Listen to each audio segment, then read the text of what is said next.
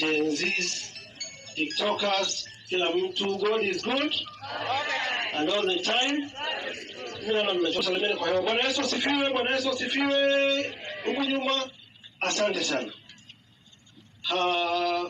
Mimi sijui nianzie wapi, lakini nitajaribu sababu mengi yameshaongewa. Kwa hivyo hata niongee nini, Kimani huyo amelala hapa hawezi kufuka. Tushakubali Mungu alimpenda zaidi kutushinda sisi ambao tulikuwa tunampenda hapa duniani.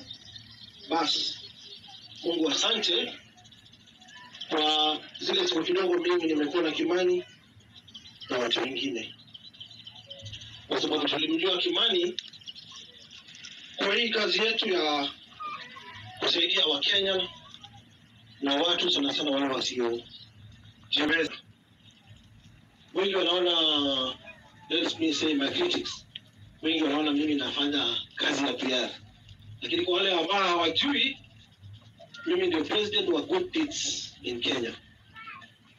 Na juzi tulikuwa kule British Parliament kutoa award kwa ile kazi tunafanyia watu wa chini, na ni kazi nimefanya miaka mingi na sipendi kujisifu, wacha nikomea hapo.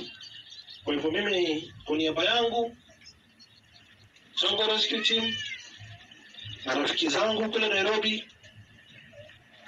na mimi mwenyewe, naomba Mwenyezi Mungu aliye juu mbinguni aiweke roho ya Kimani ambaye analala hapa mahali pema peponi.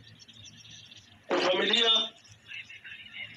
Mzee Dedan Kimani Mbugua ambaye tumetembea na wewe hii safari ya Kimani, mama, ndugu za Kimani, majirani, Mwenyezi Mungu awapatie nguvu sana kwa wakati mgumu ambao mnapitia, na be strong.